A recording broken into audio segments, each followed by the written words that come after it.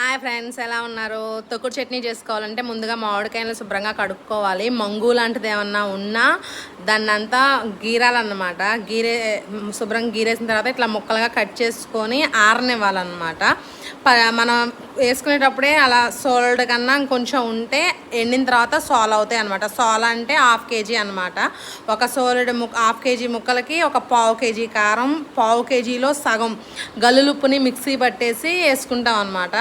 మళ్ళీ కొద్దిగంత వెల్లుల్లిపాయలు అదిగోండి. నేనేంటంటే ముందే ఇట్లా వేరే గిన్నెలో వేసుకుంటున్నాను. 1/4 kg కారం, మళ్ళీ సాల్ట్ ఇలా చేశాను కదా గల్లుప్పుని, అదేమో 1/4 kg కన్నా తక్కువే, సగం కన్నా 1/4 kgలో కన్నా ఇంకా తక్కువే. మళ్ళీ మెంతుల్ని కొద్దిగా రంగు మారేటట్టు వేయించుకొని దాన్ని పౌడర్ కొట్టుకోవాలి.